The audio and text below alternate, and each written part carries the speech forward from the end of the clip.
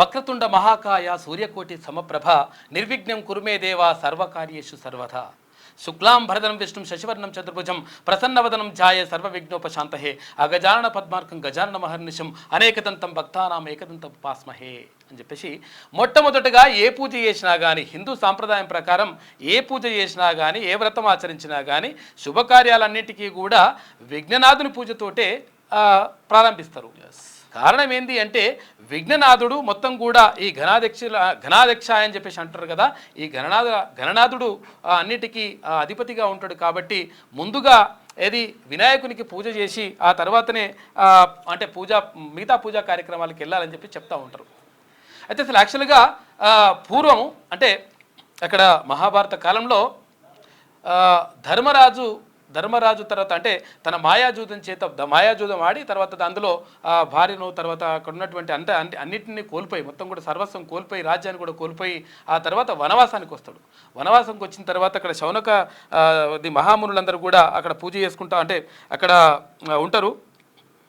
దాయాదులతో మాయాజూదం వల్ల రాజ్యాన్ని పోగొట్టుకొని ఎక్కడికి భార్య తర్వాత సోదరులతో వనవాసం చేస్తాడు. అయితే నైమిషారణ్యానికి చేరుకుంటాడు. అయితే శౌనకాది ఋషులు అనేక పురాణ రహస్యాలను బోధిస్తున్నటువంటి సూత మహాముని దర్శించి తనకు తిరిగి రాజ్యం రావాలని చెప్పేసి ఆ ధర్మరాజు ఆయనను కోరుతాడు.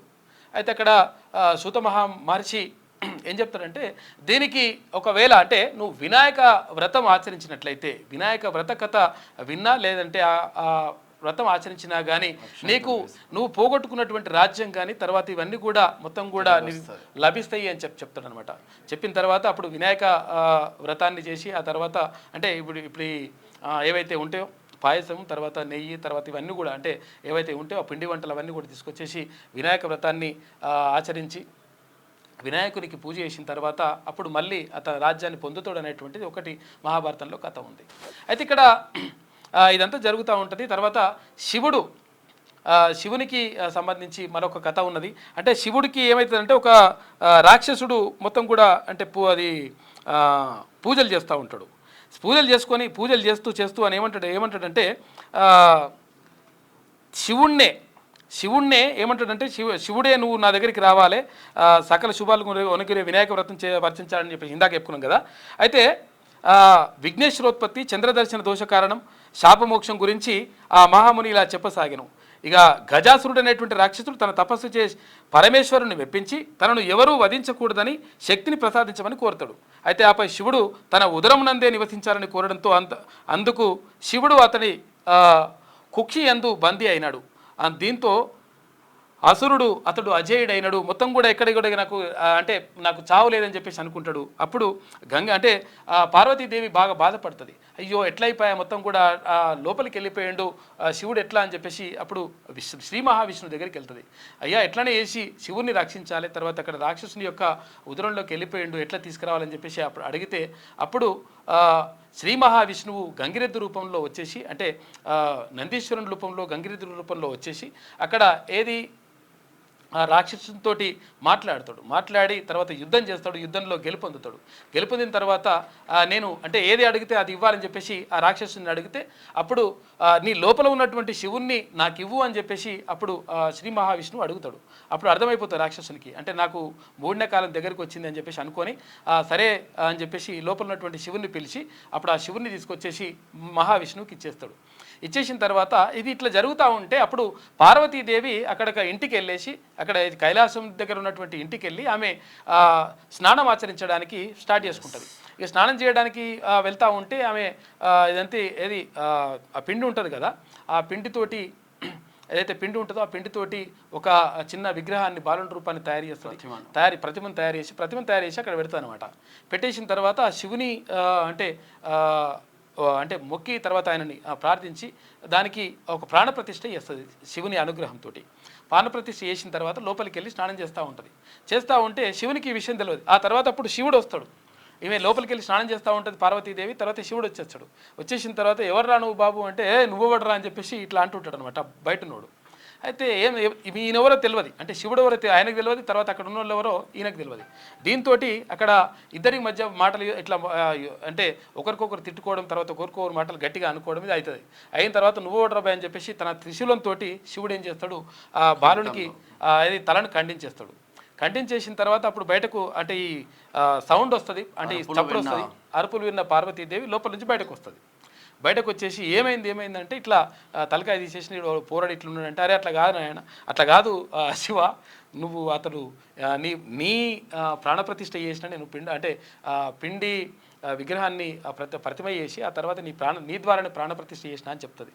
అయ్యో ఇట్లా జరిగిపోయిందిగా అని చెప్పేసి అప్పుడు ఏది ఇక్కడ ఏనుగుకు సంబంధించినటువంటి అంటే గజానునికి సంబంధించినటువంటి శిరస్సును తీసుకొచ్చేసి ఆ బాలునికి పెడతాడు. ఆయననే గజానునిగా, విఘ్ననాథునిగా, విఘ్నేశ్వరునిగా, ఇట్లా వినాయకునిగా ఇట్లా పేరొందుతాడు అనమాట. అయితే ఏమవుతుందంటే ఇట్లా జరుగుతున్నటువంటి క్రమంలో ఇక్కడ ఏది మీరు అంటే రాజ్యానికి సంబంధించి అంటే ఇప్పుడు ఏదైతే శివుడు పార్వతి ఉన్నదో తన తర్వాత ఎవరు రాజు కావాలని చెప్పేసి అనుకున్నప్పుడు గణాధ్యక్షునిగా ఎవరు ఉండాలని చెప్పేసి అనుకున్నప్పుడు అప్పుడు కుమారస్వామి ఉంటాడు, తర్వాత ఇక్కడ విఘ్నేశ్వరుడు ఉంటాడు. ఇద్దరు ఉంటే ఇద్దరికి చెప్తారనమాట. అయితే ఇక్కడ అంటే ప్రపంచంలో ఉన్నటువంటి నదులు ఉంటాయి కదా, నదుల్లో మీరు స్నానం ఆచరించి తర్వాత అక్కడ పూజ ఇవన్నీ కూడా వ్రతాలు చేసి అక్కడ అవన్నీ కూడా నిర్విఘ్నంగా చేసుకొని ఇక్కడికి వచ్చి మా దగ్గరికి వస్తే వాళ్లకు ఈ రాజ్యం అప్పగిస్తామని చెప్తారనమాట. చెప్తే అప్పుడు ఏం చేస్తాడు, ఆయనకున్నటువంటి నెమలి వాహనంతో అక్కడ ఏది కుమారస్వామి వెళ్ళిపోతాడు. వెళ్ళిపోయిన తర్వాత ఇక ఈ గణనాథుడు ఎలక వాహనం ఉంటుంది కదా, ఎలక వాహనం ఉంటే ఈయన పెద్ద కదలలేకపోతాడు, పర్సనాలిటీ భారీగా ఉంటుంది కాబట్టి కదలలేకపోయి ఏం చేయాలని అర్థం కాక లాస్ట్కి వస్తే ఈ పార్వతీ పరమేశ్వరుడు అంటే తల్లిదండ్రులు ఎవరైతే ఉంటారో తల్లిదండ్రుల చుట్టే ఆయన తిరుగుతాడు, ప్రదక్షిణలు చేస్తాడు.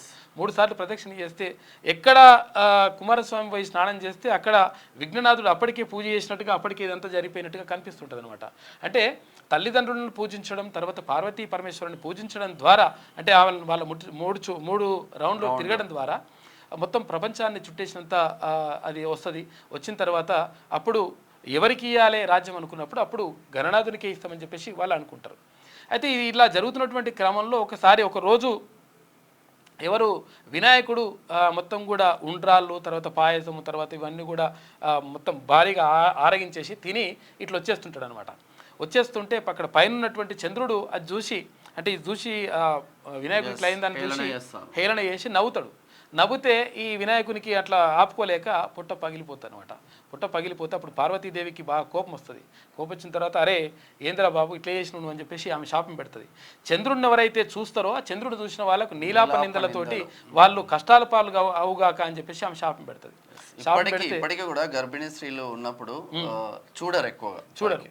అయితే అట్లా శాపం పెడుతుంది. శాపం పెట్టిన తర్వాత అప్పుడు శౌనకాది మహామునులు అందరూ కూడా మొత్తం కూడా పార్వతీదేవికి ప్రార్థన చేస్తారు. అమ్మ నువ్వు పెట్టినవు బాగానే ఉన్నది కానీ చంద్రుని చూడకుండా ఎట్లా ఉండగలుగుతారు?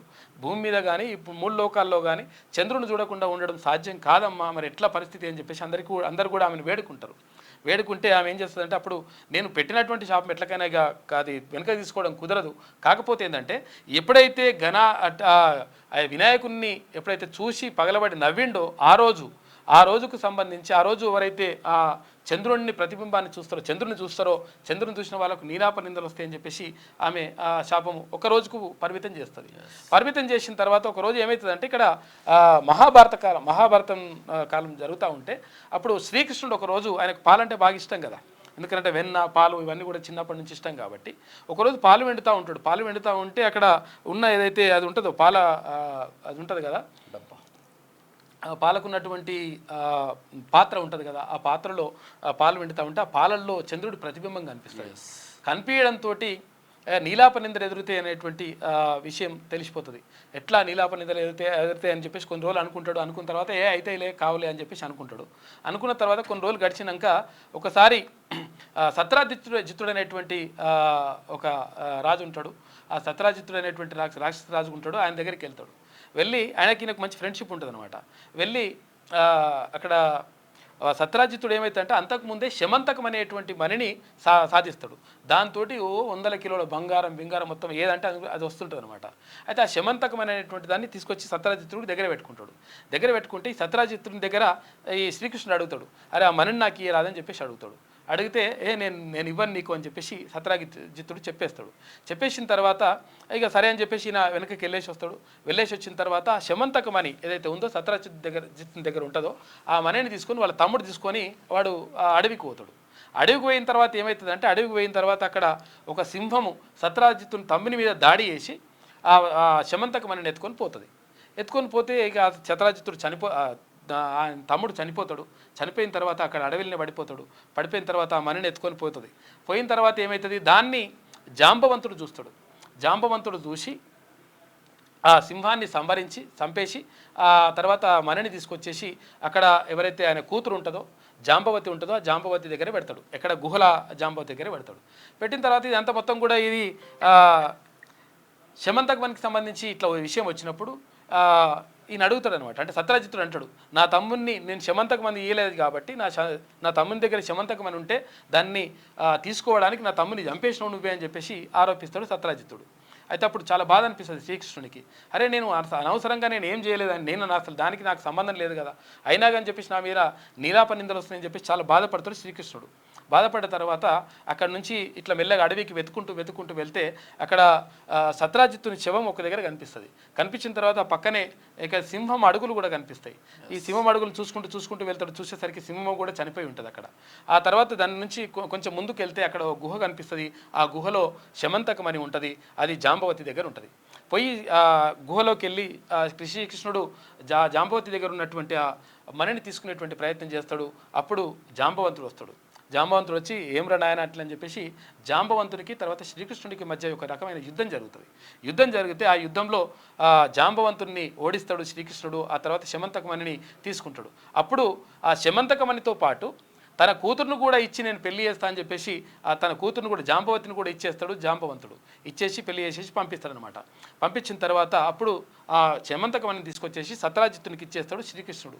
ఇచ్చేసిన తర్వాత సత్రాజిత్తుడు అంటాడు అన్నట్టు, క్షమించండి నేను పొరపాటున నేను అనవసరంగా నీ పైన నీలాపలిందలేసిన అది క్షమించండి అని చెప్పేసి అంటే ఆ తర్వాత సత్రాజిత్తునికి దగ్గర ఉన్నటువంటి ఆయన కూతురిని కూడా ఇచ్చేసి ఎవరికి శ్రీకృష్ణుడికి ఇచ్చి పెళ్లి చేస్తాడు సత్యభామను. అట్లా శ్రీకృష్ణుడికి అక్కడ రాజ్యం లభిస్తుంది. తర్వాత అంటే నీలాపనిందరండి పోతాయి. తర్వాత కొత్తగా ఒక ఇద్దరు భార్యలు కూడా ఆయన ఖాతాలో చేరిపోతారు.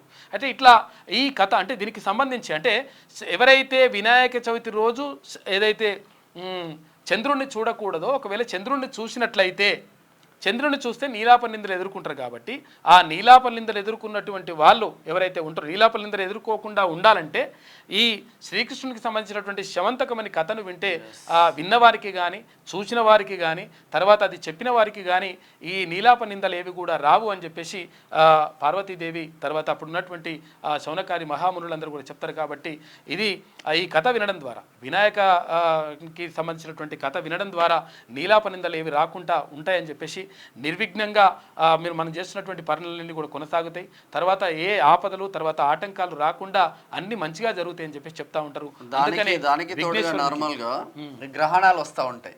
గ్రహణాలు వచ్చినా కూడా డైరెక్ట్ చూడొద్దు బిడ్డ అంటారు, ఏదో ఒకటి అవుతుంది నీకు.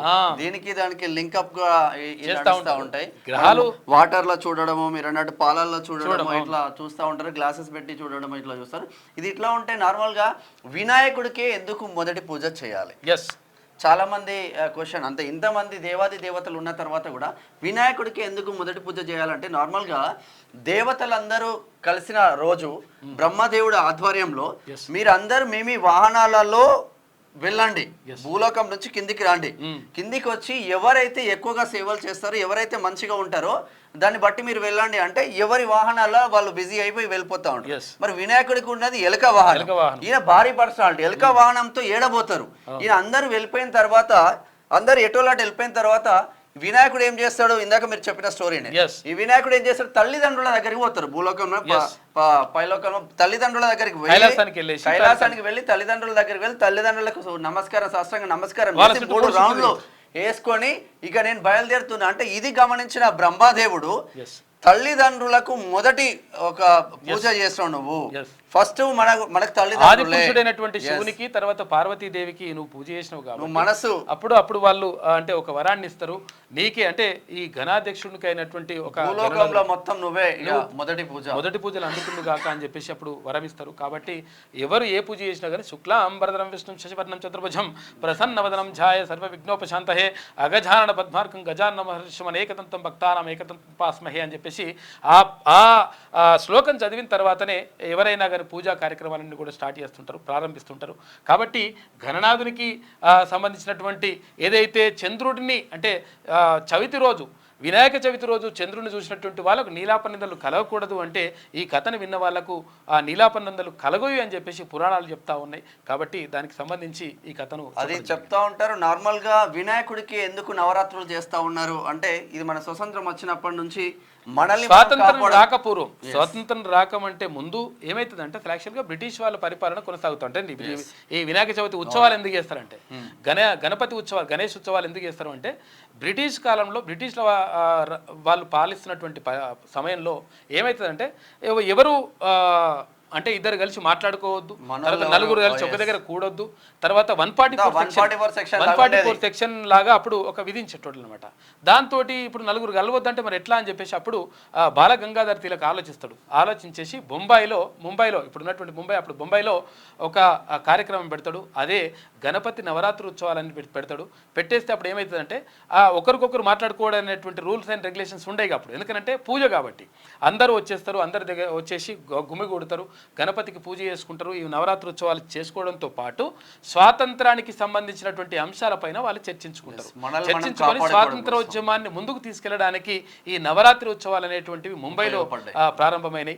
అవి దేశవ్యాప్తంగా ఇప్పుడు విస్తరించినాయి. దేశవ్యాప్తంగా కాదు, ప్రపంచవ్యాప్తంగా ఎవరైతే హిందువులు ఉంటారో ఆ హిందువులు చాలా వరకు ఈ నవరాత్రి ఉత్సవాలను జరుపుకుంటూ ఉంటారు. అయితే వినాయకునికి విఘ్ననాథునికి పూజలు చేయడం ద్వారా విఘ్నాలు తొలగిపోయి అంతా మంచి జరుగుతుంది, శుభం జరుగుతుంది అనేటువంటి నమ్మకం హిందువులో ఉంటుంది. కాబట్టి ఈ వ్రతాన్ని వాళ్ళందరూ కూడా ఆచరిస్తూ ఉంటారు. ఇది ఓవరాల్గా గణపతి చరిత్ర. లైక్ చేయండి,